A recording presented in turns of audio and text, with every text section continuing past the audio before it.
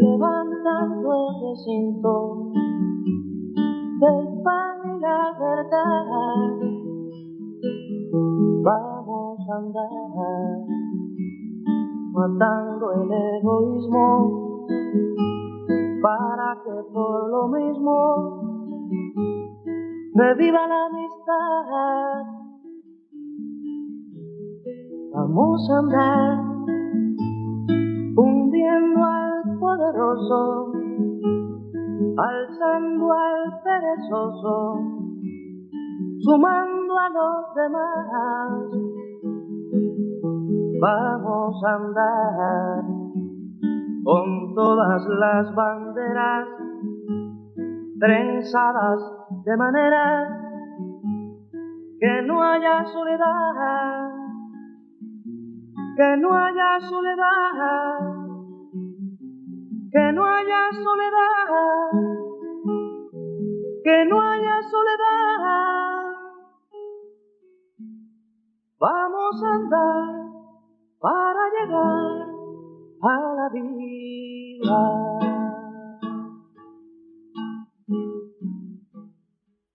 Bueno, buenas noches. Es particularmente emocionante compartir, como estamos haciendo desde el día sábado, un espacio de trabajo con este pensador extraordinario que América Latina le ha dado al mundo, que es Paulo Freire.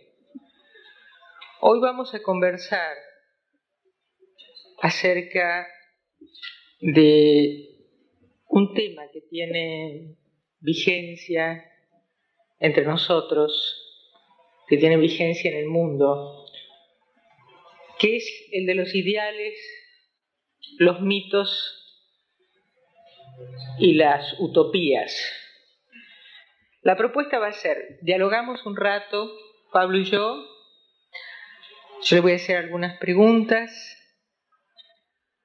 y la idea sería que después ustedes trabajen un rato, conversen aquí, elaboren algunas preguntas, las hagan llegar.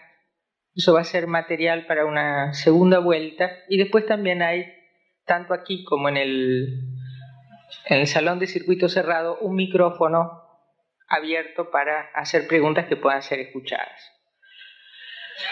Entonces, ¿por qué dialogar, Pablo?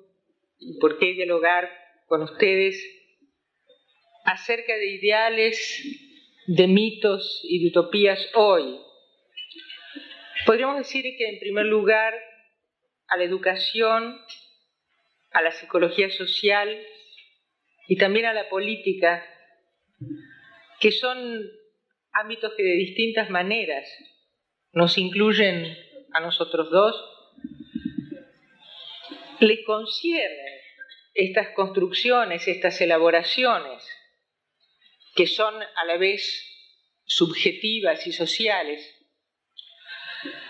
y a través de las cuales los hombres y las mujeres de una época histórica interpretamos nuestra experiencia, interpretamos nuestra realidad.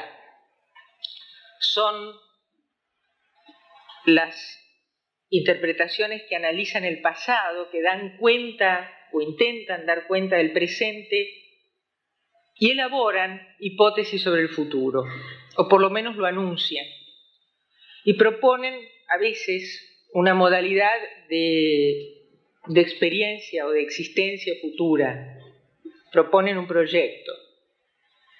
En este plano se encuentra el conocimiento, pero también los ideales, los sueños, tema que es tan caro a Freire, las utopías, con el doble sentido de aquel sueño que se puede realizar o aquello que no se puede realizar, los dos sentidos que hoy se le dan, los proyectos y los mitos.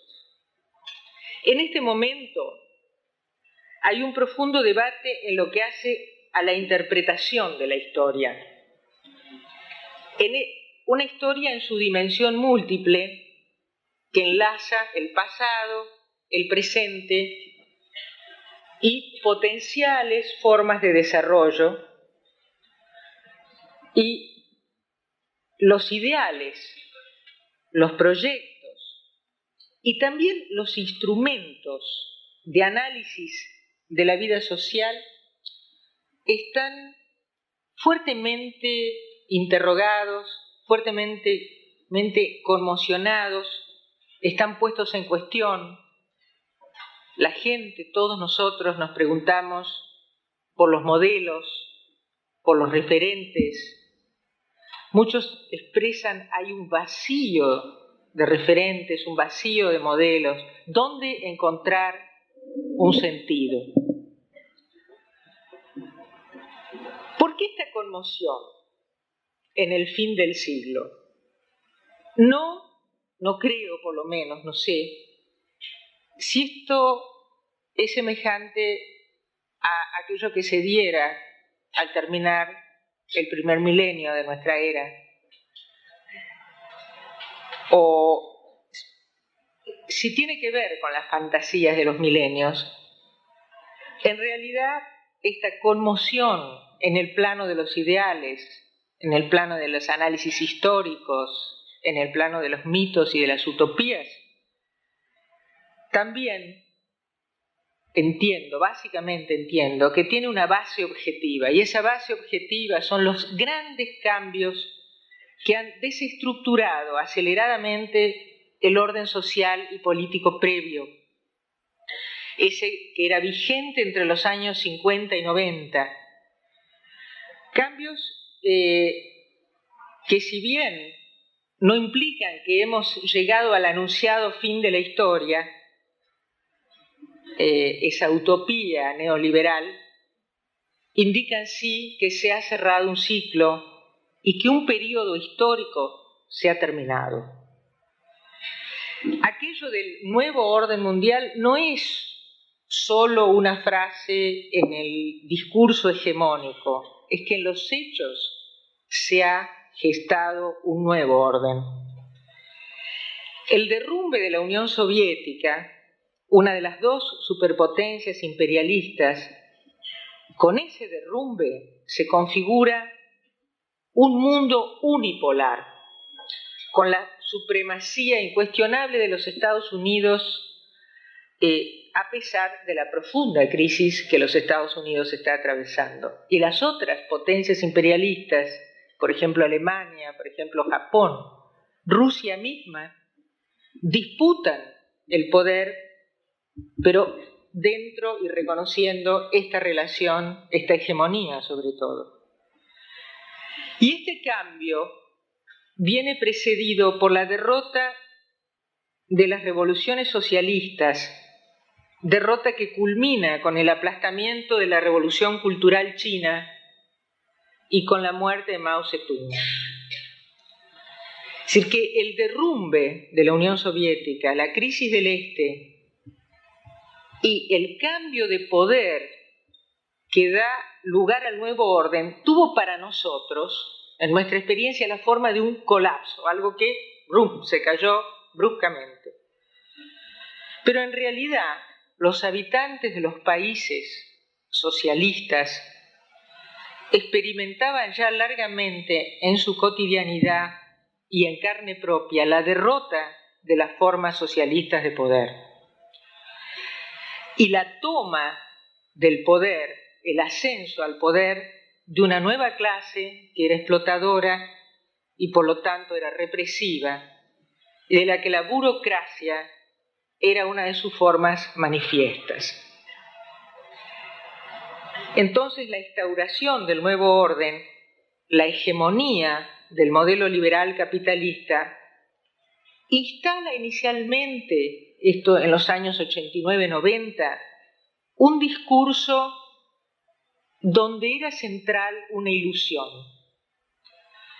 la del mundo uno, sin fisuras, en las que las contradicciones de clase, en el que las diferencias en general iban necesariamente a desaparecer en el bienestar creciente de un capitalismo humanizado y en el que los beneficios de la modernización y de la tecnología de avanzada se iban a ir expandiendo a todos los habitantes de la Tierra.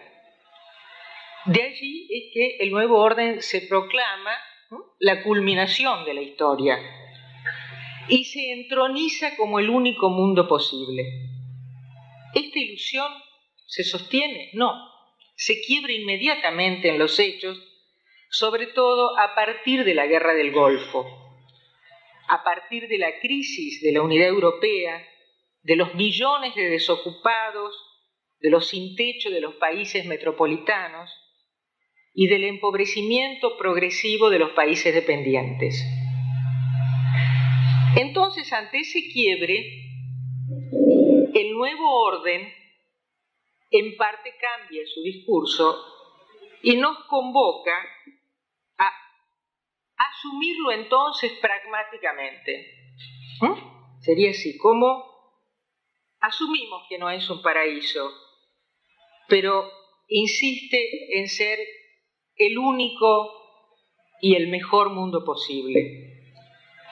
Todos estos hechos han tenido un formidable impacto en el plano de los ideales y de los referentes colectivos. Han tenido un efecto particularmente destructivo en determinado momento en el plano de los proyectos y han tenido una fuerte influencia en el posicionamiento, en el cómo nos colocamos los sujetos en el mundo. Aparece como una situación de mucha dominancia el escepticismo, la desesperanza. A mí me impactó que en su libro Pedagogía de la Esperanza, un reencuentro con la pedagogía del oprimido, uno de los últimos libros de Freire que estuvimos comentando en las jornadas que venimos de realizar el sábado y el domingo, Freire habla de la esperanza como un programa.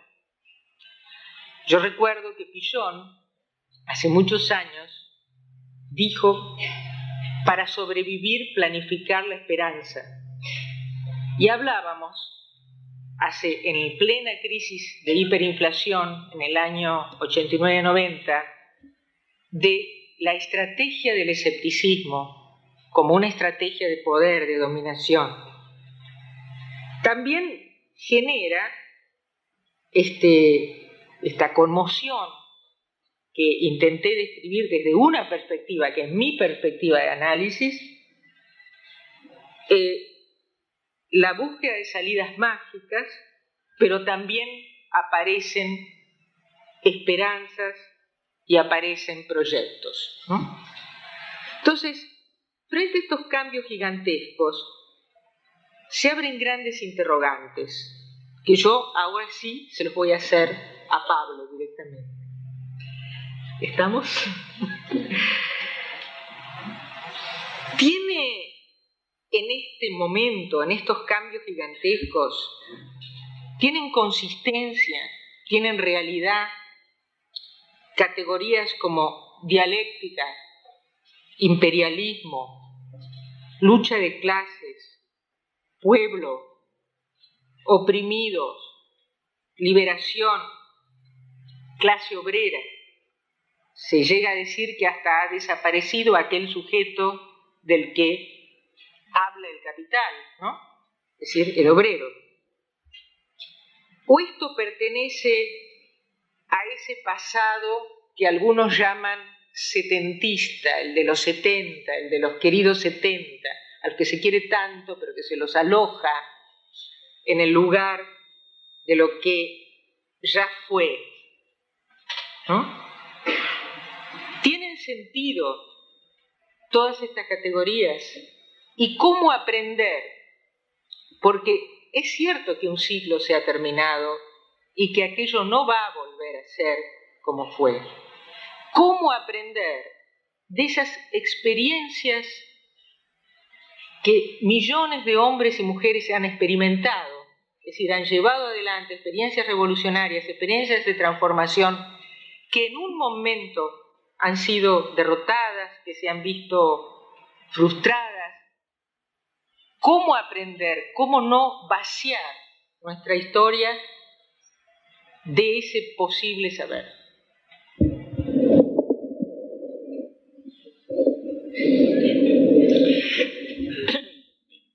Me gostaria, primeiramente, decir ou redecir minha satisfação por estar com vocês,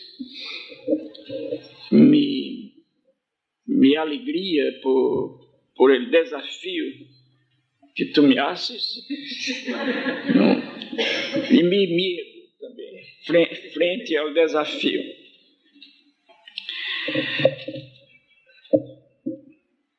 Em segundo lugar, me gostaria de subrayar a boniteza, não sei se há essa expressão em espanhol, a beleza com que tu organizaste tu compreensão deste pedaço da história nossa. Eu sugeriria, incluso, que tu depois trabalharas este tema e escreveras um ensaio sobre isso. Realmente está bom.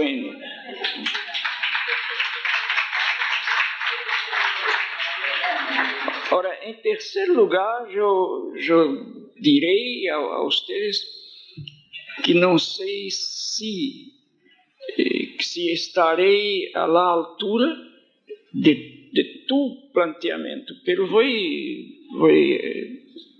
me esforçar. Eso es una táctica. No, te digo que é uma verdade, é uma forma séria de ser que eu procuro assumir.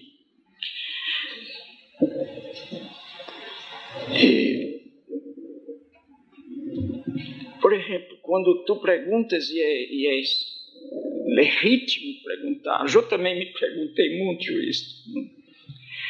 Quando tu perguntas, não somente a mim, mas ao mundo,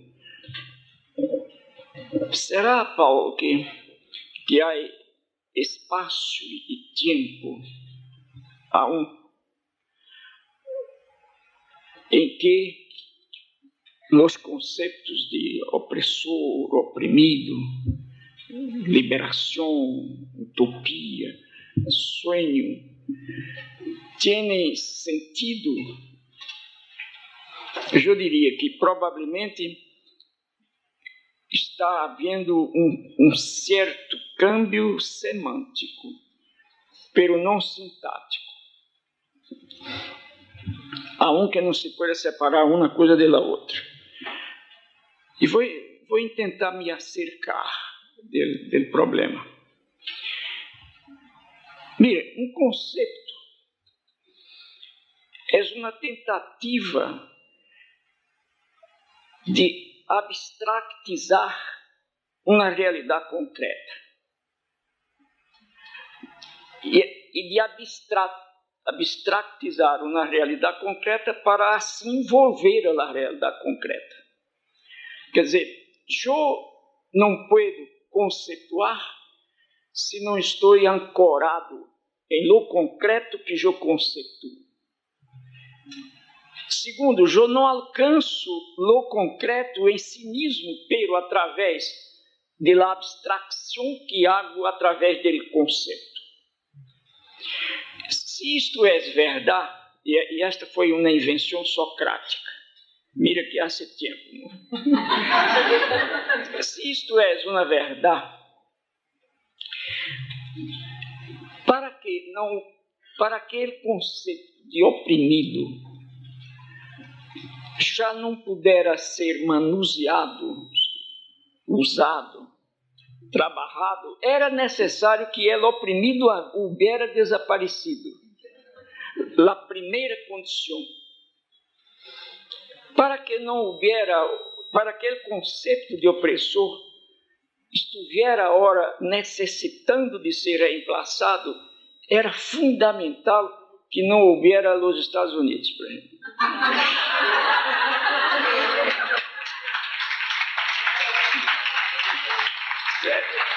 Eu não dije el pueblo, ¿no?, americano, porque este não tem muito que ver e tem.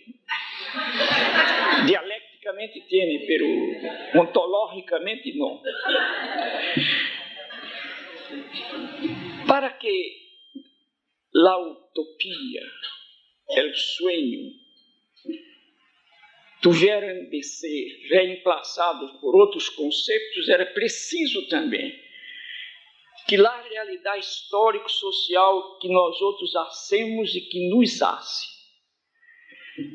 houvera cambiado de tal maneira que homens e mulheres já não fueran mais seres del proyecto. Sin embargo, não houve tempo, esta é uma coisa que como dizer, eu estou hoje dia mal com mi castanhês. Se eu puder falar português, não, eu já sei que não devo, porque eu estou em Buenos Aires e não em São Paulo. Aqui devo falar espanhol. Você tem um pouquinho de paciência para que eu me arregle com as palavras. Uno pensa às vezes que português é espanhol errado. Não, não é isso. São duas línguas, realmente. Bem, eu dizia que haveria sido necessário para aquela utopia nada mais significara, para aquele sonho deixara de ser. Mira, o sonho é tão fundamental que os que falam contra ele dizem: é melhor parar com esta invenção, com esta questão de sonhar, porque nossos sonhos já nos fizeram muito mal. Quer dizer, não dão outra tentativa de explicação. Caem, então, no domínio que negam que exista, que é a ideologia. Entende? É uma coisa incrível isto. Eu dizia que às vezes me assusta como nós outros caímos em afirmações que defendem para si verdade histórica e que estão embutidas em uma visão da história que implicaria, em primeiro lugar, para que os discursos fossem exatos, implicaria que a história não tivera continuidade. Então, haveria primeiro que quitar a história. Se tentou, não? Se está dizendo, todavia, em livros que estão recém saindo, que a história desapareceu, morreu. Sin embargo, ao mesmo tempo que se afirma que a história se acabou, se disse que estamos em uma nova província histórica. Entende? Quer dizer, é um montão de contradições. Vamos admitir, incluso, que a história cambia, claro. A Idade Média não existe de acá hoje,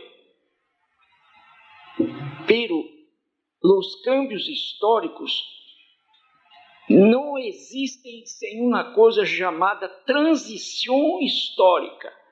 Isto é, uma unidade epocal transita no processo de hacer-se outra, transita hasta a outra, e, em certo sentido, se alonga a la que se há de constituir, que, a sua vez, transita a uma próxima.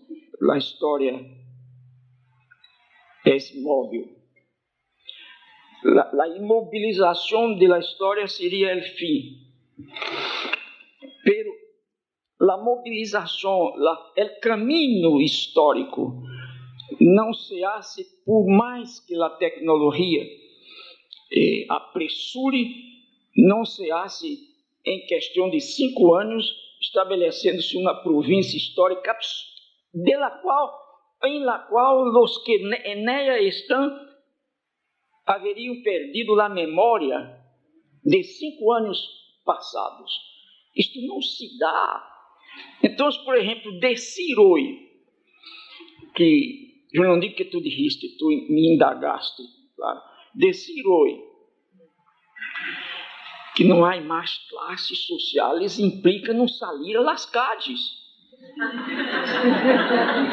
Implica não dar classes em universidades, em escolas fundamentais, primárias.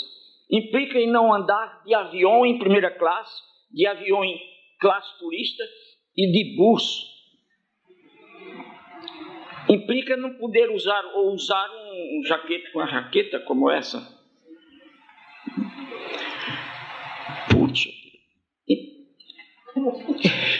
Pucha, eu aprendi em Chile. Quando vivi em Chile, se eu estiver falando português, diria outra coisa. Muito bem. Lo que me parece, Ana, é que os oprimidos estão aí. Os opressores estão aí. A necessidade de sonhar está em cada um de nós outros, em cada uma de nós outras, porque eu diria a vocês, e creio que não em uma metafísica mala, eu diria em vocês que sonhar ao longo da história se transformou em uma categoria ontológica. Hace parte da natureza do ser. Se eu sou um ser programado para aprender, se eu sou um ser que não pode ser fora de uma compreensão e de uma búsqueda de manhã, que biologicamente isto é verdade, sociologicamente isto é verdade, ou isto quedou verdade. Eu não posso viver movido por la búsqueda de um manhã sem ter esperança. E esperança implica sonho e juntos utopias. E não me consta que mulheres e homens nestes 10 anos cambiaram de tal maneira sua natureza de ser que já puderam prescindir de saber e que já puderam prescindir de sonhar. Se uno viaja a Brasil e em São Paulo, que é um exagero de ciudad, quer dizer, com uma dualidade extraordinária, porque São Paulo, ao mesmo tempo que tem um poder econômico enorme, com riqueza, com edifícios imensos, com jardins, São Paulo tem miséria, cerquita, casa em convivência. De quando em vez se derrama uma barreira de terra e soterra centenas de pessoas que dormiam e já não acordaram. E eu pergunto sempre: quantos de nós outros estavam nestas casas que foram soterradas? Quantos? Nadie. Por exemplo, há em Brasil, em sua totalidade, como país, as estatísticas brasileiras não são muito boas, eu creio que como vocês também, não? Pero há 8 a 9 milhões de niñas e de niños em idade escolar proibidos de ir à escola. Se disse em Brasil 9 milhões sem escola. Este sim é ideológico. A macia, ou dizem fora, melhor aún, para perceber a ideologia. Se disse 8 milhões de ninhos fora da escola. E com o advérbio fora, se sugere que se os ninhos quiserem, estariam dentro. E é mentira. Não estão fora das escolas, estão proibidos de estudar. Este aqui é o discurso certo. Sin embargo, eu tenho 8 netos e Nita tem 2. Nenhum neto nosso está fora da escola. Que coincidência, não? Como Deus lhe gusta Paulo Freire e a família. E consiga escolas para seus netos e para os... E como lhe gusta Anitta também, não? Isto é, ninhos de nossa classe, que não desapareceu, não? Têm escola. E os outros que não têm não são perezosos. Não têm escolas porque pertencem a uma classe oprimida, discriminada, despreciada. Então, eu creio, pero vamos deixar a Latinoamérica, que é óbvio, e vamos aos Estados Unidos. Se disse há muito tempo que nos Estados Unidos não há classe social. Eu encontro uma maravilha isso. Lo que não é possível fazer nos Estados Unidos, eu digo todo ano quando vou allá, é uma análise rigoroso com os instrumentos de análise marxistas, sem refinar, se diz refinar, sem aprimorar estes instrumentos, porque a complexidade que a sociedade norte-americana alcançou pós-Marx exige da análise marxista que se acomode, que se com a realidade atual. Pero que as classes que há, por exemplo, uma coisa que participa da dificuldade é que filhos de professores como nós outros trabalham sem problema nenhum manualmente. Quer dizer, se um professor, por exemplo, vamos admitir que eu perdo meu emprego, hoje em dia já nem tenho mais emprego. Em São Paulo, e me veem na semana próxima, me veem limpando a calle para ganhar plata. E nunca mais eu seria Paulo Freire, ele educador. Nunca mais. Porque o nível capitalista de Brasil não alcançou, todavia, ele estágio em português, em que um professor pode ser um limpiador de CAD e volver depois a ser professor sem dificuldade. Em Estados Unidos se pode, em Suíça se pode. Isto confunde. Eu me acordo que há uns anos eu he dado um curso em Stanford e quedei na casa de meu grande amigo, o famoso economista Martin Carnoy. E todo dia por la manhã, tempranito, eu tomava desayuno com o hijo de Carnoy, e com Carnoy, e ele estava totalmente vestido de pintor. E em vacações ele estava ganhando uma plata enorme que nós outros não ganávamos para comprar um coche, porque ia para outra universidade, Lejos de Califórnia, etc. Nenhum problema que o hijo do famoso Carnoy trabalhara manualmente, não era uma indignidade para ele. Estas coisas em uma sociedade complexa como a americana confundem os análises, pero o obreiro ninho de Carnós seguia sendo um intelectual que circunstancialmente trabalhava como obreiro. Quer dizer, há uma diferença muito grande, não? Pero se uno chega aos Estados Unidos, por exemplo, e visita o que eu chamo de terceiro mundo del primeiro, não?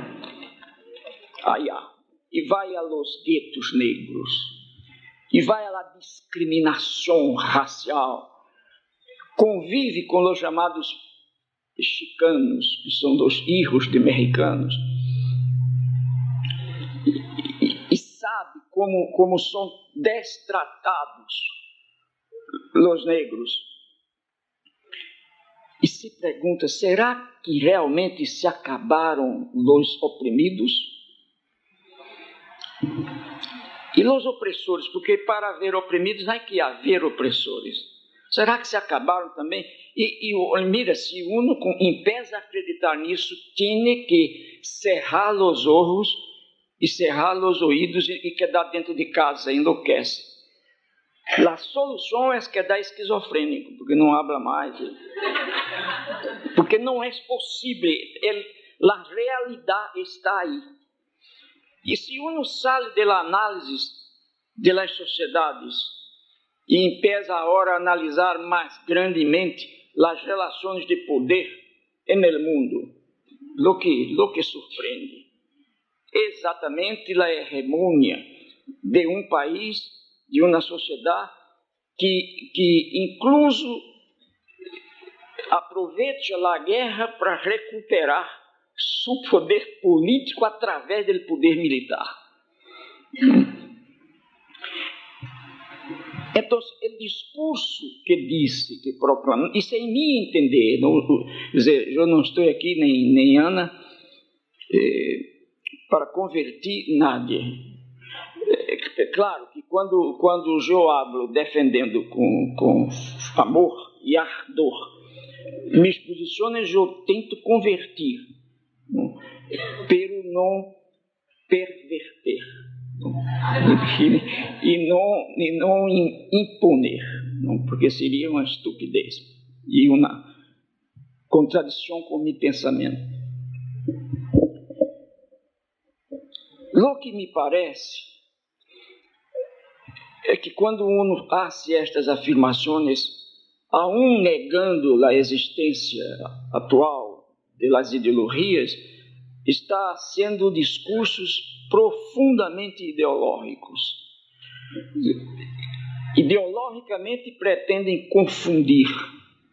E às vezes, incluso, hacem também estes discursos antigos militantes progressistas que sofreram, eu entendo isto, que sofreram no corpo a tortura, a discriminação político-ideológica, que sofreram e têm um total respeito por eles, e que agora, quase em desesperação, depois do fracasso do socialismo realista, aceitam a ideologia do fracasso do socialismo. Não, eu aceito que fracassou o socialismo imposto, o socialismo autoritário, pero não é o sonho socialista. E como toda gente tem o direito de ter sonho, aun quando se diga que não há mais sonhos, eu sigo defendendo meu direito, eu defendo que o sonho socialista não morreu. Para mim está...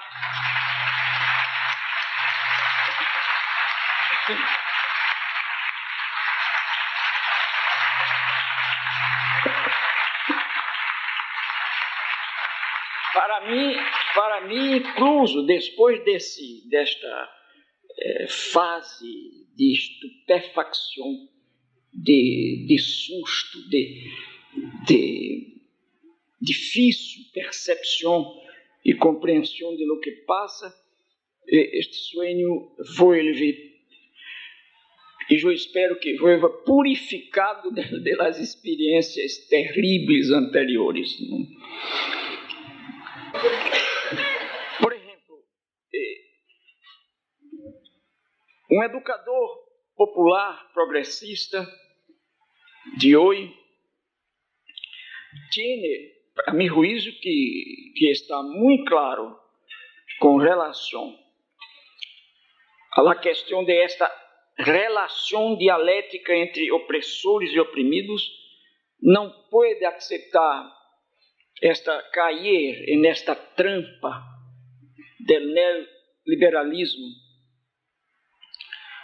de que não há mais opressores e oprimidos, não há mais classes sociais, por lo tanto, não há que pelear. Há uma unidade histórica dialógica. E a produção agora, bajo o capitalismo, lo que há que fazer, simplesmente dizem, cabe ao capitalismo inventar uma nova ética, uma sana ética. Não há mais problema político, nem problema tecnológico sequer, nem problema ideológico. Há solamente uma questão que é ética, pero cabe ao capitalismo inventar a nova ética que orienta a produção entre quase iguales, que são obreiros e patrones.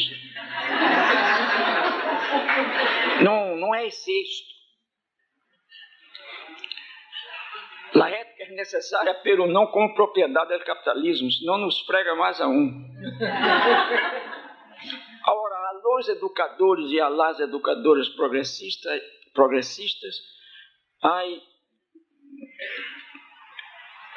se põe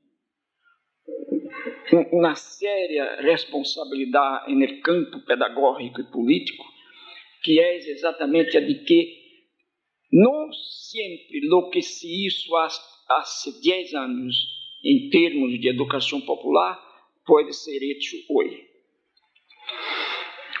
Então, a questão fundamental que se planteia a nós outros é a necessidade, primeiro, de fustigar nossa própria curiosidade, de estimular, desafiar nossa curiosidade, que eu chamo epistemológica. Quer dizer, é esta curiosidade que toma distância do objeto para poder acercar-se do objeto, para poder saber o objeto, compreender o objeto. Não hablo desta curiosidade que eu chamo de espontânea, que por exemplo, me move a de repente mirar o céu e quedar encantado com o movimento das nuvens. Essa curiosidade que me chama a atenção a um verde mais escuro, a um azul mais claro. Não é, essa curiosidade é muito forte, é nossa também, mas não é de esta, eu hablo de la outra, que quando se metodiza, busca a rigorosidade e cria a ciência, porque a sua vez corre o risco de ser-se cientificista, o que é uma negação da própria ciência. Então, estimular minha curiosidade epistemológica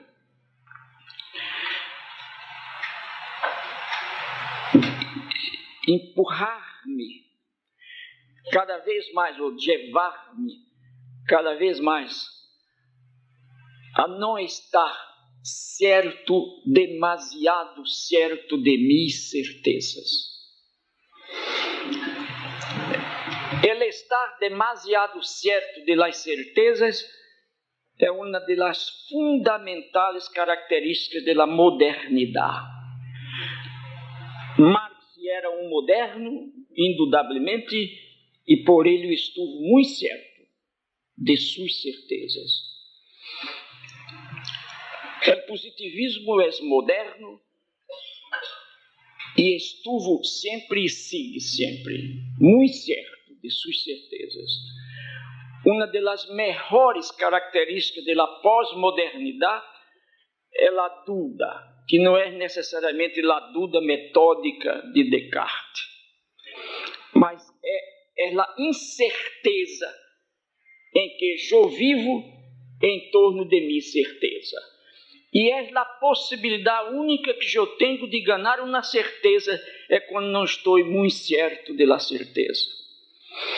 Isto é fundamental para hoje, os educadores progressistas. Uma outra qualidade que eu encontro fundamental é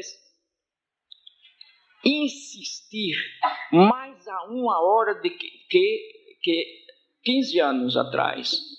Nós outros insistimos em que a educação popular, porque a educação popular está sendo hoje, em Latinoamérica, para baixo só de nós outros, profundamente bombardeada por pedaços destes discursos neoliberais. Dos riscos que corremos hoje em questão de educação popular é, por exemplo, uma afirmação que é verdadeira em la mitad, pero que é dicha hoje como se assumir a totalidade da verdade. Por lo tanto, é moderna. É uma afirmação moderna e não pós-moderna, que é a seguinte: a educação popular hoje deveria fundar-se apenas em la produção, em trabalhar com os grupos populares em torno de sua mobilização e de sua organização em torno de uma atividade produtora. E dizem, dos erros de los 60 em América Latina foi que se acreditou ingenuamente, e eu concordo com isso, se acreditou ingenuamente em Freire. E se pensou que a conscientização sem a produção poderia levar a algum sítio. Nós não temos tempo aqui para que eu haga uma análise esta é uma das críticas que me hicieron e que de quando em vez fazem como se fosse nova.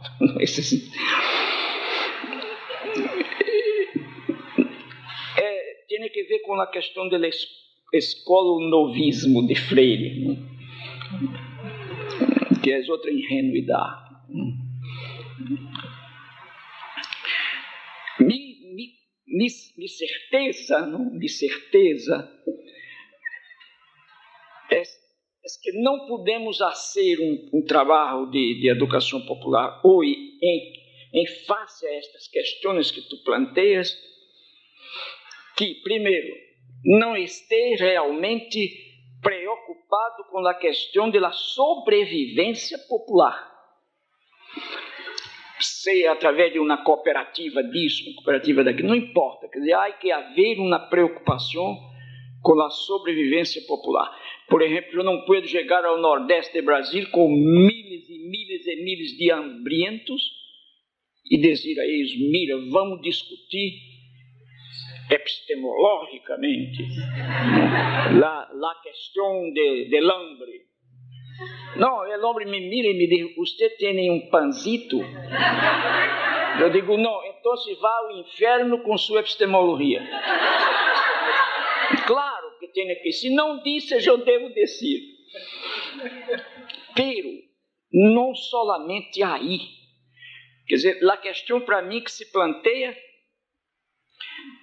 é a simultaneidade do trabalho em torno da produção e do trabalho em torno do conhecimento da razão de ser do mundo mesmo.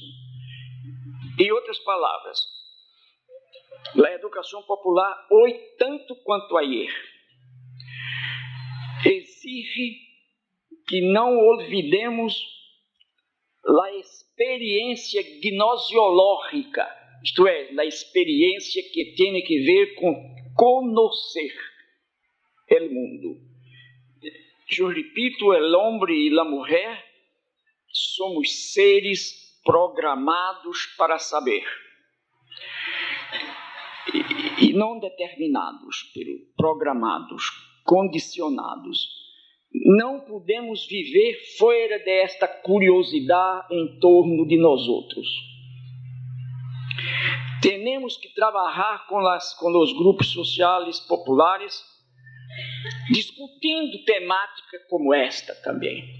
Quer dizer, ao mesmo tempo em que, por exemplo, um grupo de pessoas produz através de um trabalho cooperativo e vive de sua produção, por que não plantear a este grupo de trabalho, este grupo de gente que produz, por que não plantear o próprio esforço da produção? Por que não estudar com eles a relação entre os homens e as mulheres, entre nós outros, as relações de nós outros com o mundo, o que significa saber o mundo, os diferentes saberes, o respeito, por exemplo, por el saber que se chama de senso comum, que alguns intelectuais que se dizem progressistas desrespeitam, porque consideram um saber pouco articulado ou desarticulado, e defendem elitistamente, numa postura profundamente contraditória, porque se dizem intelectuais progressistas e marxistas e gramscianos, e que negam Gramsci, porque Gramsci não nega o saber de senso comum. Quer dizer, por que não discutir tudo isto com os grupos populares? Eu creio que hoje em dia se planteia na educação popular, não que eu esteja pensando em um academicismo, pero que se planteia como fundamental em um projeto de educação popular, um rigoroso pensamento e exercício em torno da compreensão da história mesma. Quer dizer, não é dar classes mecanicistas de história, dizer, Brasil foi descoberto, em primeiro lugar que não foi descoberto, foi conquistado por os portugueses em 1500, Pedro Álvares Cabral escreveu na carta, nada disso. É discutir como hacemos a história e como somos hechos por la história. E quanto mais eu creio que os chamados homens do pueblo e as mulheres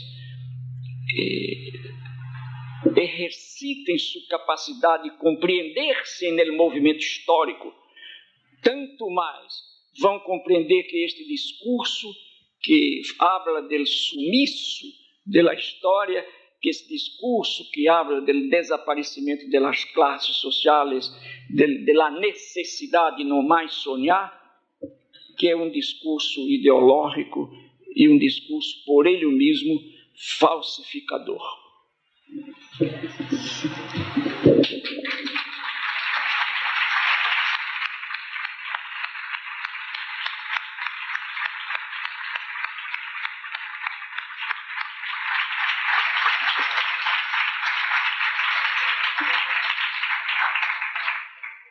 En algunas de las interpretaciones que en estos días, no tanto hoy, pero sí en estos días por ahí te escuché acerca de las causas de la derrota de las formas socialistas de poder. Yo tengo una discrepancia que quisiera puntualizar. El fundamento epistemológico de la psicología social pilloniana, es decir, de la psicología social que planteara Pillon-Rivière, es la dialéctica objetiva, es la dialéctica materialista. Yo voy a hablar de mi postura. Yo también soy de formación cristiana, y primero formación católica y luego estudiando filosofía, dominantemente mi formación fue dentro de la línea existencialista. Yo llegué a la dialéctica como un instrumento de comprensión y de transformación, esa dialéctica que vos utilizás tan maravillosamente, como un instrumento de transformación y de comprensión, básicamente, y transformación de la realidad, alentada por Pichon Rivière. Yo me formé en la dialéctica de Marx, en los cuadernos filosóficos de Lenin y particularmente en Mao Zedong. Yo sé que no me pone de moda decir estas cosas, pero como ya estoy en la tercera edad, no me importa. Bueno, entonces, por supuesto, sin desdeñar algo que había transitado dificultosamente en la facultad, porque yo estudié en la Facultad de Filosofía donde nadie quería enseñar Hegel, por alguna razón misteriosa. Filosofía contemporánea consideraba que pertenecía a la filosofía moderna y filosofía moderna a la contemporánea, por lo cual Hegel caía en el medio de las cátedras. Yo diría que la dialéctica es la esencia, es el corazón del pensamiento marxista y no el mecanicismo, no el determinismo, porque Marx polemiza con Hegel, pero creo que polemiza mucho más duramente con Feuerbach, con el determinismo y con el mecanicismo de Feuerbach, en el sentido de fatalismo. Es decir, él habla de un hilo conductor, no de verdades reveladas. Habla que el modo de producción condiciona la vida social y pone, es decir, si bien dice que en un momento dado, en la contradicción entre el desarrollo de las fuerzas productivas y las relaciones de producción, aquello que fue desarrollo se convierte en traba, dice, se abre una era de transformación. En este sentido yo digo que no hay tanto de mecanicismo, sino por el contrario, vuelvo a esta idea de la dialéctica en el corazón del pensamiento marxista. Y que somos los seres humanos que tomamos conciencia de los movimientos que se están dando en la sociedad que vivimos, los que llevamos adelante las transformaciones. Es decir, las relaciones sociales son relaciones entre hombres y mujeres, no están más allá ni por encima de los hombres y las mujeres. Es decir, que hay eso que se llama el factor subjetivo, con mucho más casi énfasis, lo dice Mao cuando dice que si bien es cierto que la vida material condiciona la conciencia, muchas veces la conciencia también condiciona la vida material, y que si un polo de la contradicción es en general el dominante, el de la vida material, en ciertas condiciones la conciencia determina la vida material. Entonces desde ahí yo lo que quería era tomar,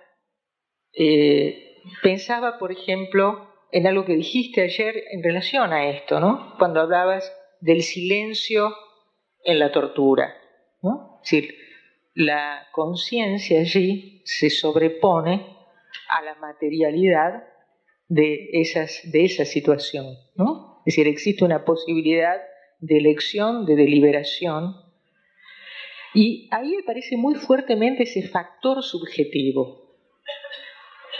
Entonces, yo pensaba, si nosotros queremos que renazca el sueño socialista, el proyecto socialista, yo no tengo la menor duda, porque además a mí me costó acercarme a ese pensamiento por mi rechazo del dogmatismo, por lo menos de ciertas formas del dogmatismo, muy en la piel.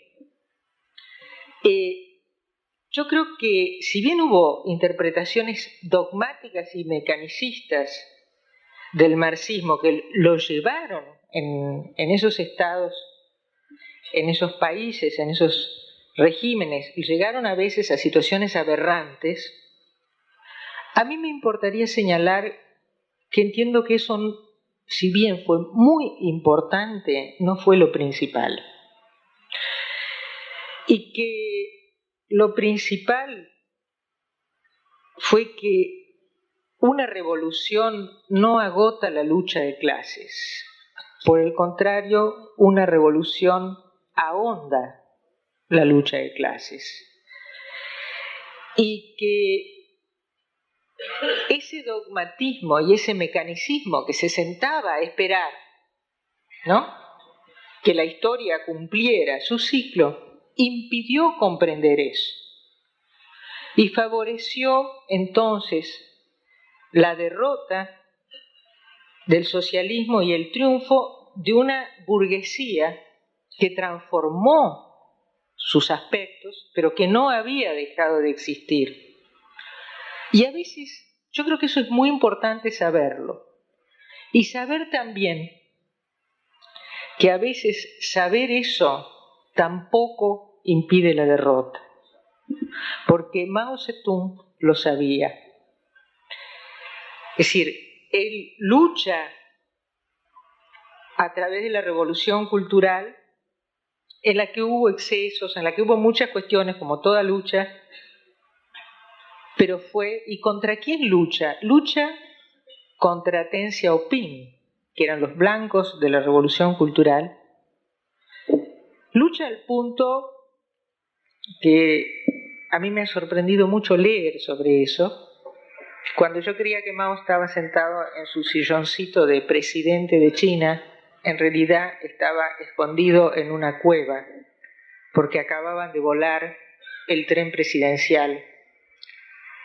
Y lo acababa de volar a quien movilizó a todos aquellos que generaron ese culto a la personalidad. Entonces, yo pensaba, ¿para qué traigo este debate, esta historia entre nosotros? Primero porque me parece que las tenemos que conocer. Y saber que este tema, si las clases las vemos cuando salimos a la calle, como dice Paulo, las clases existen y existe la lucha de clases, y que una revolución, una transformación social no la agota sino que la agudiza. Y que quizás una de las grandes lecciones que tenemos que aprender, y que hoy día se escamotea mucho porque pesa mucho todo aquello de lo dogmático, aquello de lo mecanicista que sí existió, no duda, es esta otra situación que a mí me parece una causa principal. Y traigo esto porque la lucha contra el dogmatismo y la lucha contra el mecanicismo, que es muy legítima, se liga a una cuestión que en la temática de los ideales, de las utopías, del conocimiento, de las concepciones del mundo, está muy en primer plano y que me parece muy válidamente en primer plano, por lo menos me parece muy válidamente porque aparte es el eje para mí de la investigación de la psicología social, que es en este momento está en gran debate la relación entre la objetividad y la subjetividad. Y está puesta en términos antagónicos. Yo te dije ayer muchísimo, me identificaba con lo que decías, ¿no?, de cómo se genera, cómo se están dicotomizando cosas que no pueden ser pensadas la una sin la otra, ¿no? Entonces pensaba en el plano del conocimiento, en el plano de la vida psíquica y social, está tan planteada, tan duramente planteada este supuesto antagonismo entre subjetividad y objetividad. A la vez, entre sujeto y sociedad, ¿no? Y a la vez pensaba que así como el socialismo dogmático no tuvo en cuenta la persona, y no tuvo en cuenta y cayó porque tampoco en esa lucha puso en un primer plano el protagonismo de los seres humanos, ¿no? Yo creo que tampoco el capitalismo tiene en cuenta al sujeto en lo más mínimo.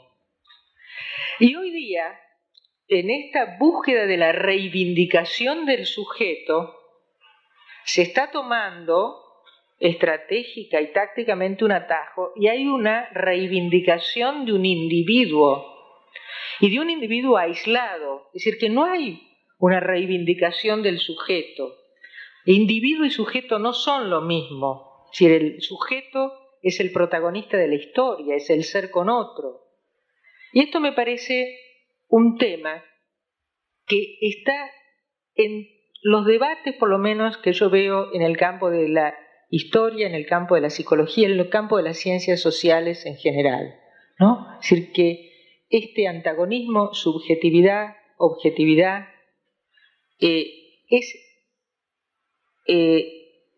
está muy ligado o es heredero de también que no estamos haciendo un análisis lo suficientemente riguroso de qué pasó en esa contradicción, subjetividad, objetividad, sociedad, sujeto, en los dos sistemas en todos estos años. Esto te quería comentar. ¿No te enojaste?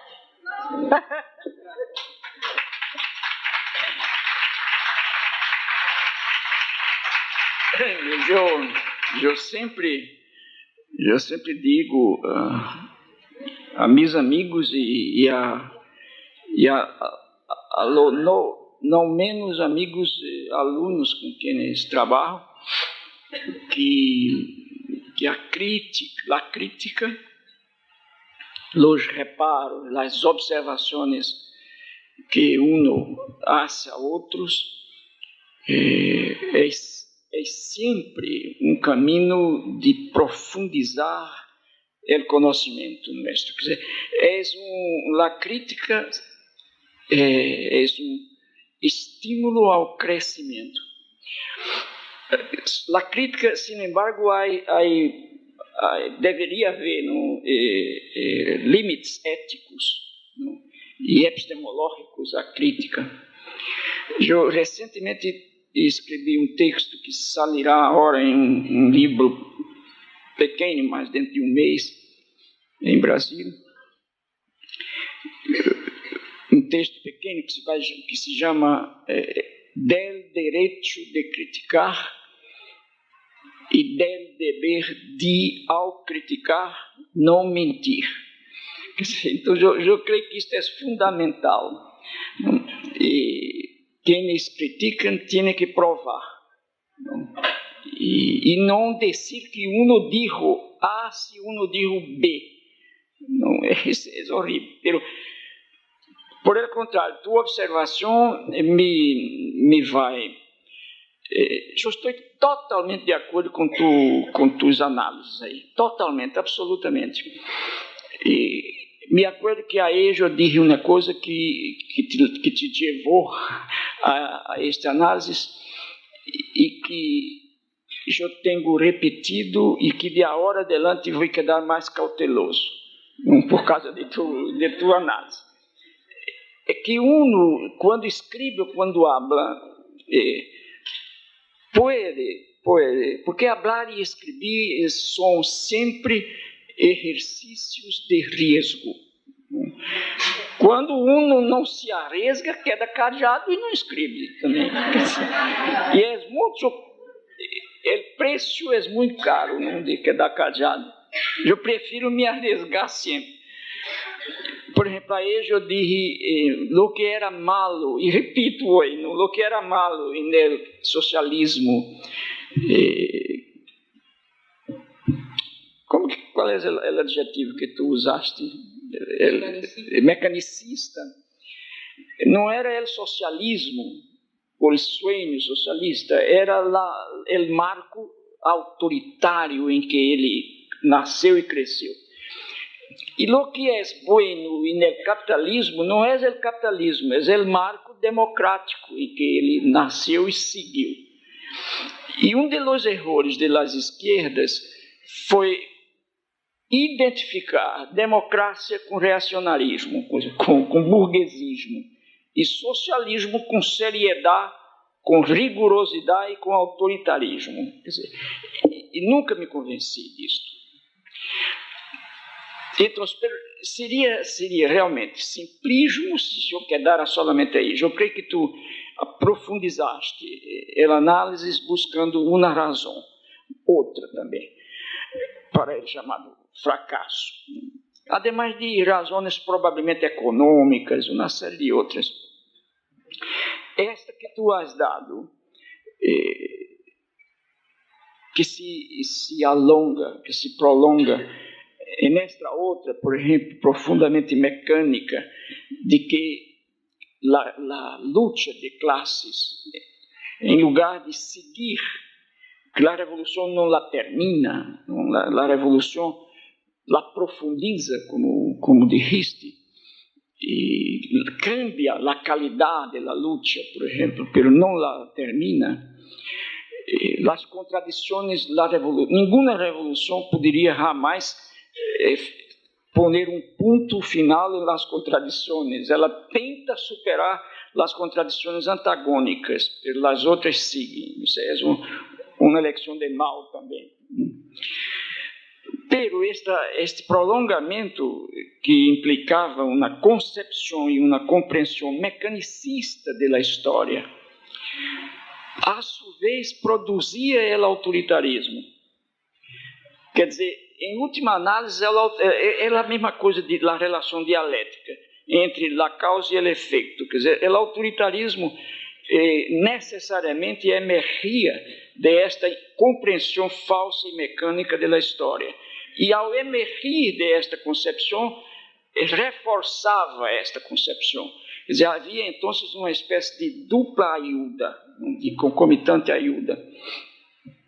Pero eu concordo contigo, quer dizer, há que ir mais profundamente à análise da situação que vivimos hoje, e há que dar uma peleia não ingenuamente, pero uma peleia, porque hoje tu has de convenir comigo, há não diria muita, pero há alguns companheiros de esquerda, não somente aqui, pero em Europa também, que quedam, talvez heridos por el dolor de la caída del muro, não?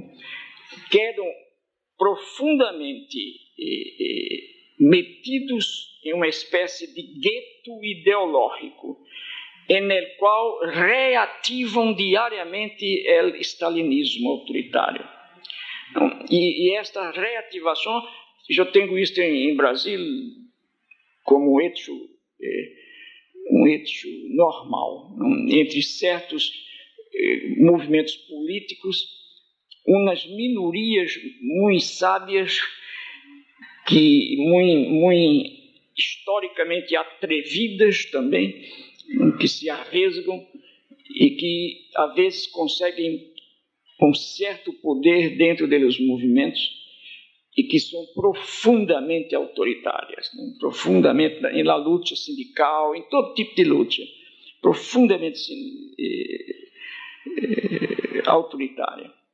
E que, para mim, é um tipo de ideologia que trabalha contra o processo histórico que deveríamos tentar recriar. O que mais?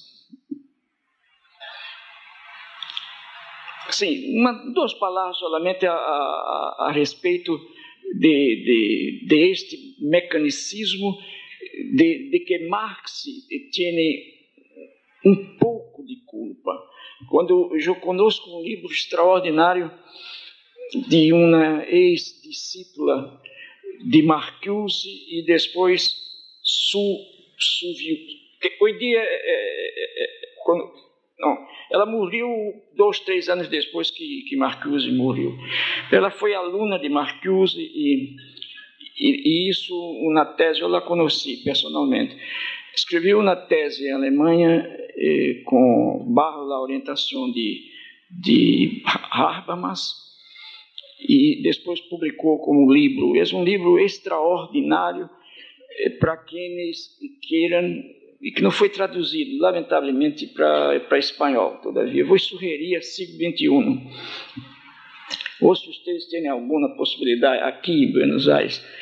Mas é um livro que estuda toda a obra de Marx, toda.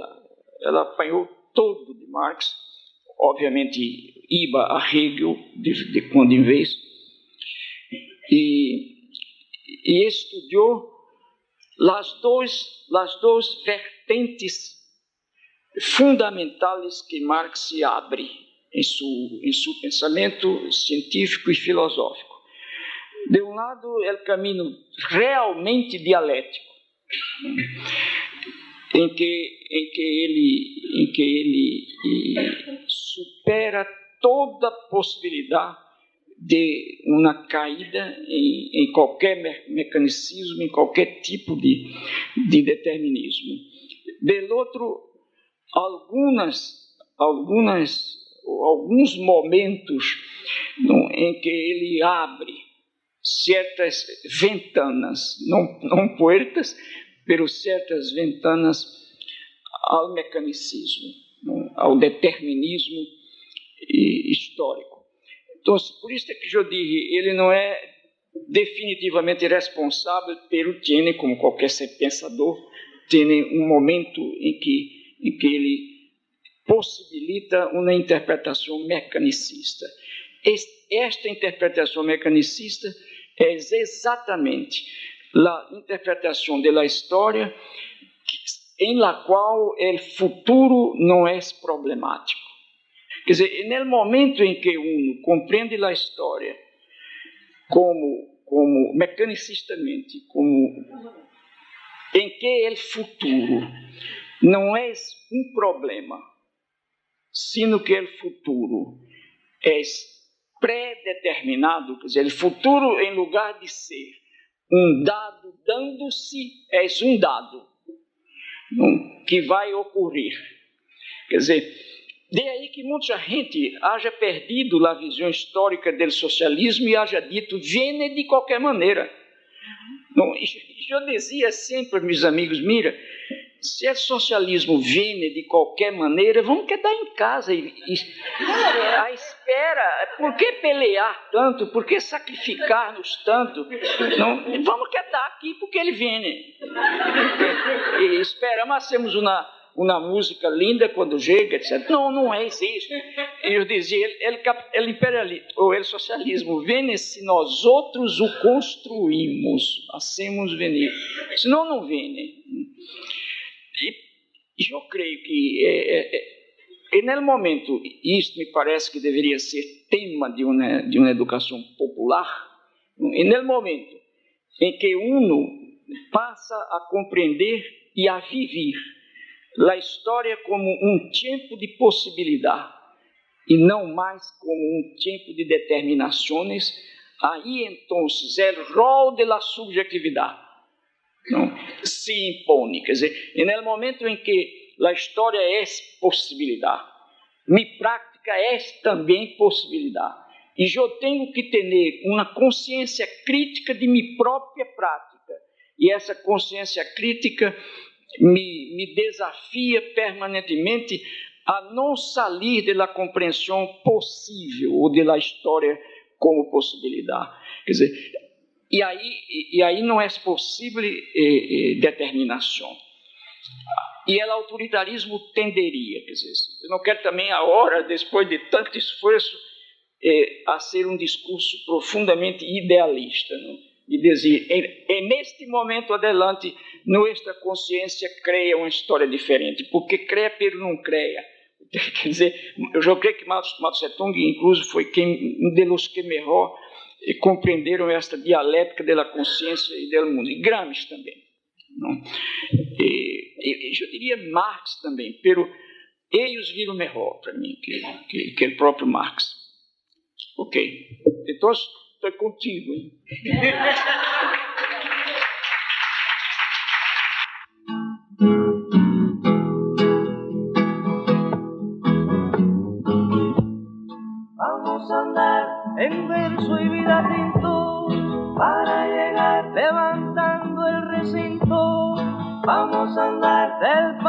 la verdad para llegar matando el egoísmo. Vamos a andar para que por lo mismo, para llegar reviva la amistad.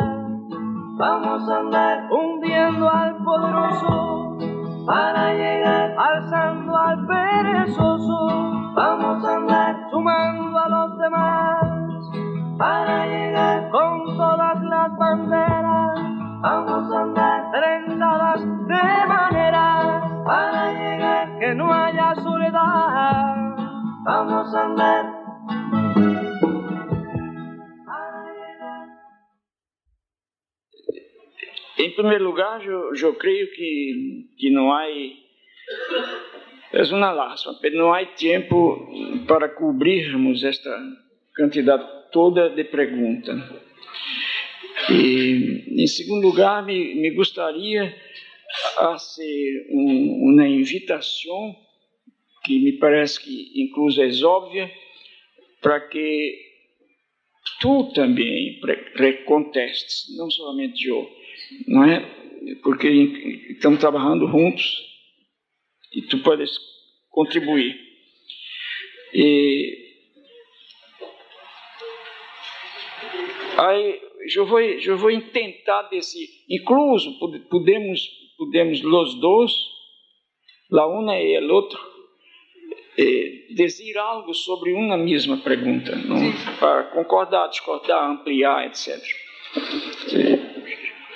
Eu tentarei dizer algo sobre esta aqui, que diz: há algum instrumento conceitual que mitigue a impotência que se sente ante a manipulação diária que padecemos? Eu vou tentar pensar um pouco em voz alta sobre esta questão, que é profundamente angustiante, o que revela uma angústia existencial, incluso, de nós outros todos.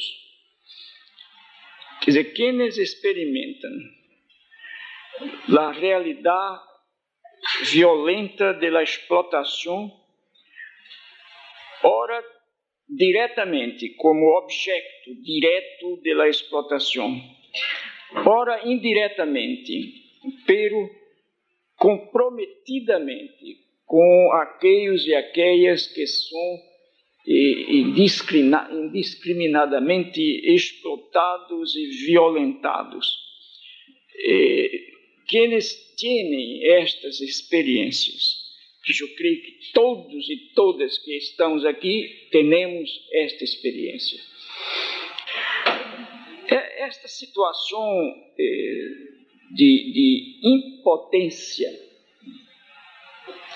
que eu observei muito em Brasil, em outras áreas de Latinoamérica, em África, em Europa, também nos Estados Unidos. Eu sempre digo, não há cidade mais fatalista que Nova York. Quer dizer, ou Chicago, por exemplo. Os sociólogos norte-americanos dizem que o fatalismo é propriedade dos campesinos latino-americanos, pero não é. A diferença entre o fatalismo de um campesino latino-americano, quando não está todavia peleando politicamente, e um nova-iorquino de um gueto, a diferença é que ele de acá sigue crendo em Deus, ele de Alá, ele de allá teme o poder invisível que ele não conhece. Pero eu observei muito em Europa, por exemplo, entre os trabalhadores imigrantes de países como França, como Alemanha, como Suíça, um estado de espírito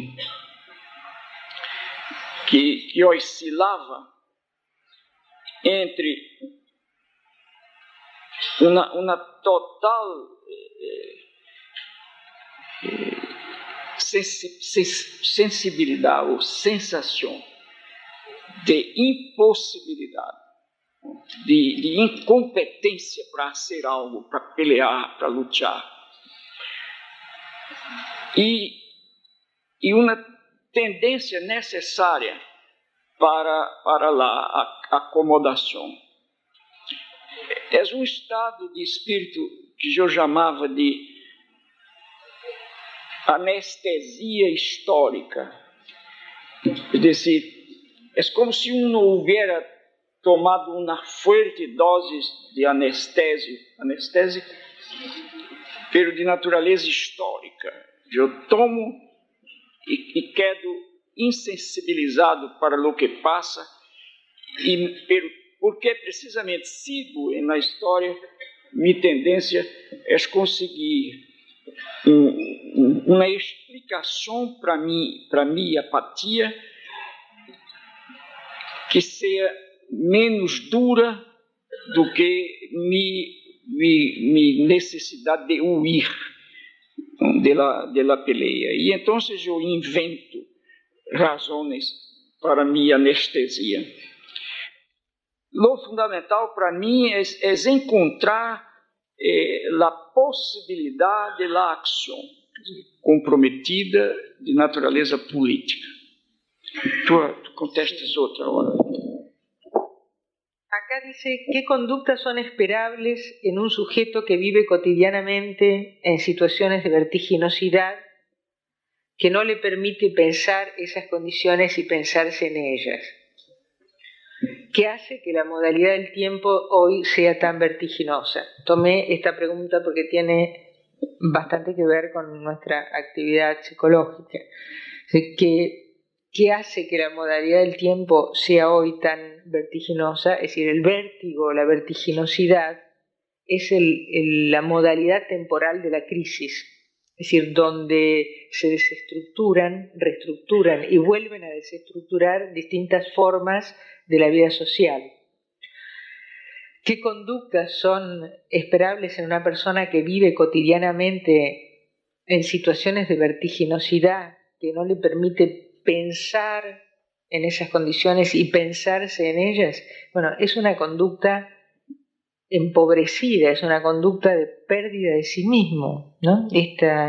Esta palabra que también ha sido muy desgastada, que es la palabra alienación. Es decir, no se conoce, no nos conocemos cuando entramos en ese vértigo. No tomamos contacto con nosotros mismos, con nuestra circunstancia. Somos, en vez de este despliegue, de esta enorme potencialidad que es la de ser sujeto de conocimiento, esto que tan profundamente plantea Pablo, nos transformamos esencialmente en sujetos de desconocimiento. Y en este sentido lo articularía con otra pregunta, así vamos dando tiempo como para organizar. Hay otras, una serie alrededor de la esperanza, así que programarse un poco en esa línea, ¿no? Es decir, ¿cómo se compatibiliza vuestra posición con el acento que en la actualidad se pone en el crecimiento interior del individuo a través de técnicas de meditación, de autorreflexión, etcétera, la New Age, ¿no? Yo creo que sería muy atrevido pensar que todo aquello que... junté estas dos preguntas porque en una aparece el sujeto como estallando, como disperso y sin posibilidad de atraparse a sí mismo. El tema es que cómo se trabaja esta búsqueda de sí mismo dentro de sí mismo, que sí es una modalidad de llegar a uno, sin que eso sea perderse en el uno mismo, en un uno mismo que está desligado. Yo creo que este es uno de los grandes mitos del individualismo, ¿no? Hay publicidades que dicen, porque no hay nada mejor que uno mismo, ¿no? Es así, o no te unas al rebaño. Es decir, todas estas modalidades de introspección, que son sin duda una reacción a esta vertiginosidad alienada, y que tienen fundamentos, muchos de ellos, en trabajos y en filosofías y en concepciones de una seriedad y una profundidad enorme, tienen sentido, a mi entender, en la medida que no nos desgajen por buscarnos dentro de nosotros mismos, de los otros que también están presentes en nosotros mismos y que también están presentes en el mundo social y en el mundo de la acción. Es decir, que no se trata tampoco de una contradicción antagónica, otra vez sería la dicotomía. Esto es lo que podría contestar. No sé si, Pablo, querés tener... Hay como una pila de preguntas sobre la pedagogía de la esperanza, ¿qué es la esperanza? Bien.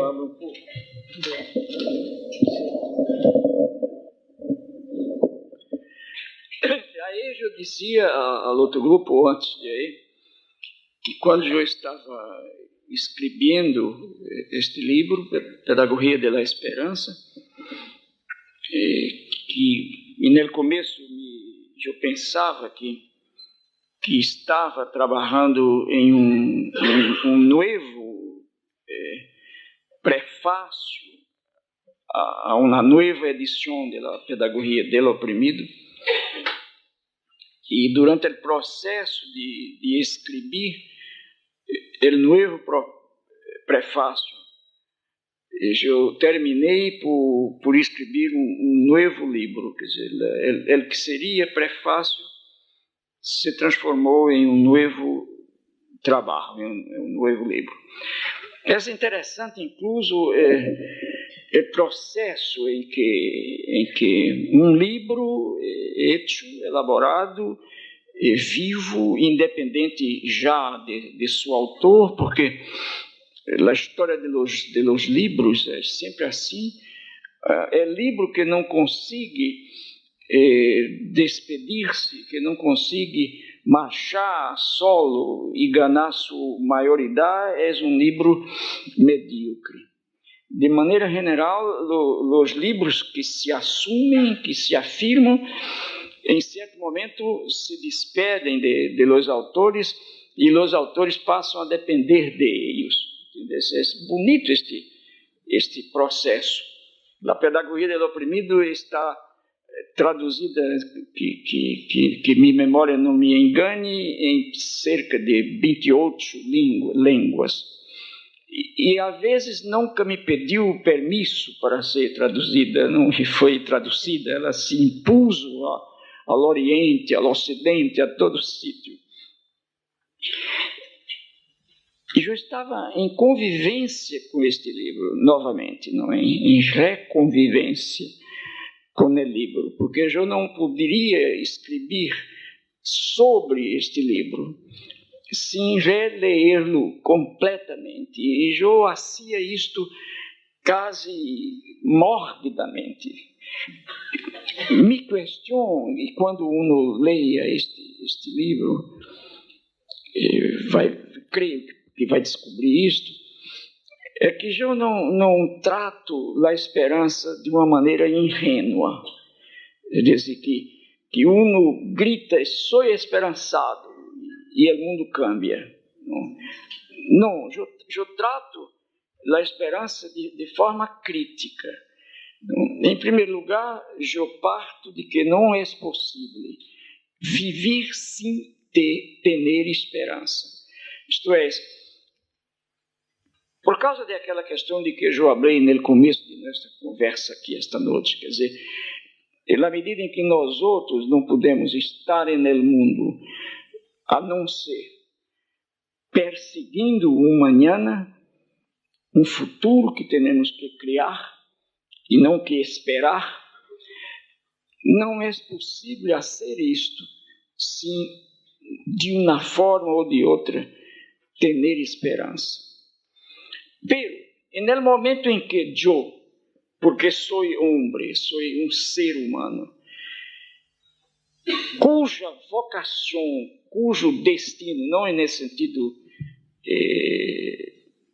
malamente metafísico, cuja vocação histórica me leva a viver com esperança ou me imobilizar em la desesperação, eu tenho que compreender que viver em função ou com esperança significa criar condições concretas para ter esperança. Então, é uma coisa muito dialética, porque de um lado, não é a esperança como algo fora de mim, como algo mais allá de mim, como uma espécie assim de santa abstração que vem bondosamente me dando as manos e me dizendo: camina comigo, Paulo, eu sou a santa esperança. Não é isto. Pero é a esperança que eu empiezo a encarnar em las ações práticas. Quer dizer, a esperança, eu só reconozco a esperança quando lá veio materializada, concreta. Por ele mesmo é que a esperança não existe fora de la ação. Uma esperança que não esteja envolvido ou envolvendo ele esperançado em uma concreta ação, é uma esperança desesperada, é uma esperança imobilizadora, é uma esperança estritamente mítica. A esperança verdadeira implica mi movimento em la história, actuando para rehacer o mundo. Fora de rehacer o mundo com mi praxis, ao lado de outras praxis, não há como ter esperança. É uma espera, eu digo não sei mais de onde, se na pedagogia ou em outro, eu digo que uma espera sem ação é um tempo de vana espera, ou de espera vana. Não? É alienante. Quer dizer, é um tipo é uma esperança como distorção, às vezes, religiosa, de certas propostas alienadas que a religião, às vezes, nos planteia. Não? Por exemplo, a de esperar pacientemente que o reino do céu chega um dia. A esperança sola não fabrica a transformação do mundo. Pero, sem a esperança, uno não vai hasta a transformação. E no momento em que uno parte esperançado, a transformação fortifica, reforça sua esperança. Não? Chega um momento em que a esperança é já a transformação, e a transformação do mundo é a esperança. Então, para mim, um educador, uma educadora que em qualquer tempo histórico, eu compreendo que há momentos históricos em que é difícil ter esperança. Uma coisa é ter dificuldade de ser esperançado, a outra é dizer que é impossível esperança. Não, a impossibilidade inexiste absolutamente na história como possibilidade. Quer dizer, se a história é possibilidade, não é possível a impossibilidade absoluta. Não, de maneira nenhuma.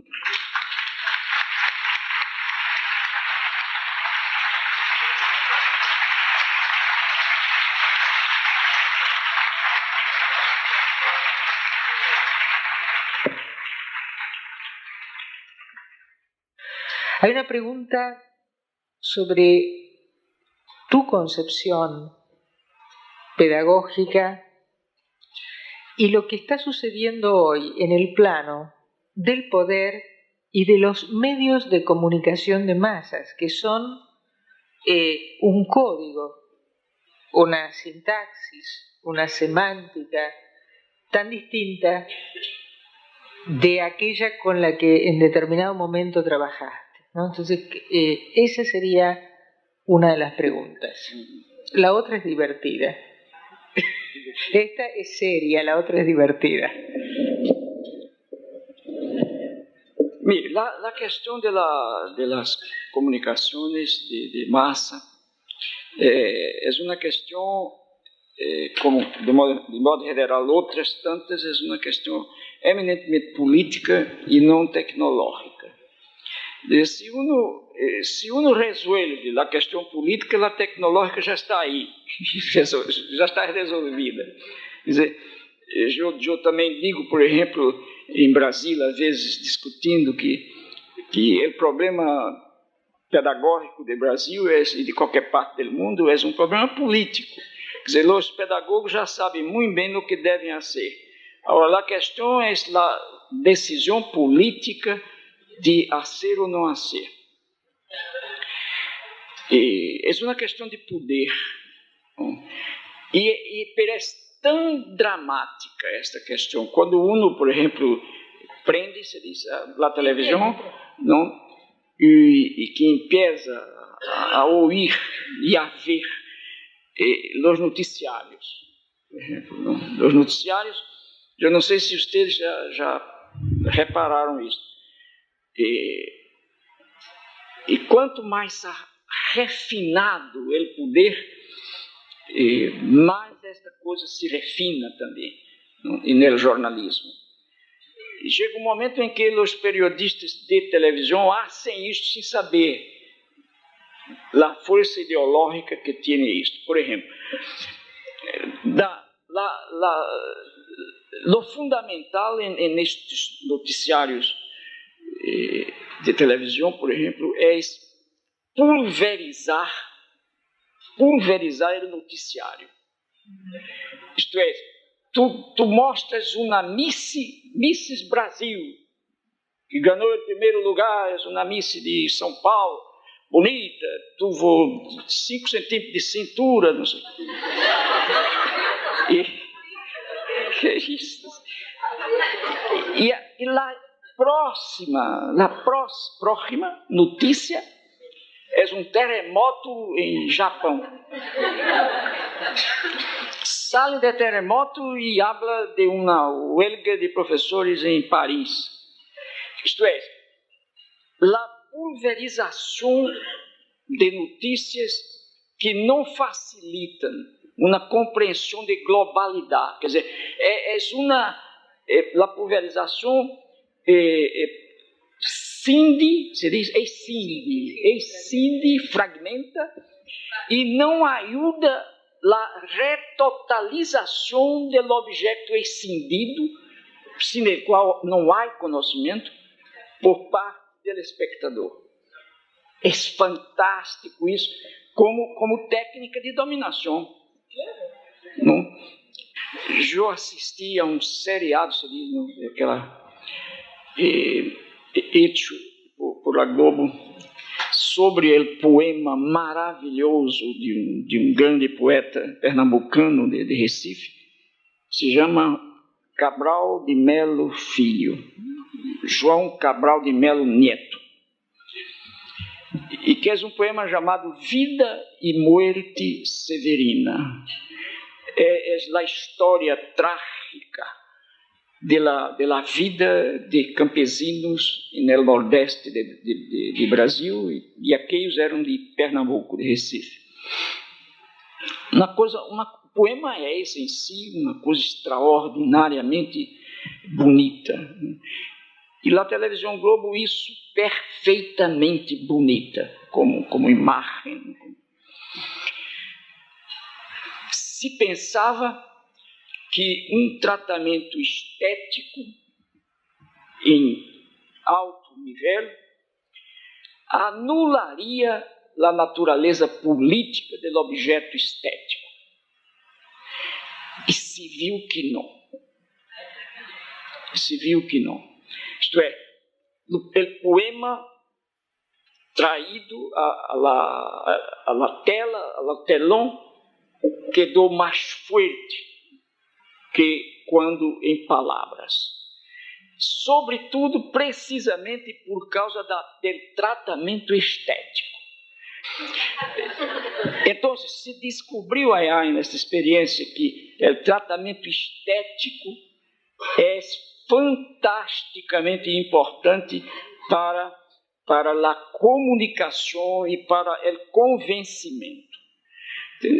Me parece que é uma advertência para nós outros, quer dizer, que nós outros e nós outras progressistas que trabalhemos em educação popular valorando o estético. A beleza é para ser fabricada e não renunciada. Graças.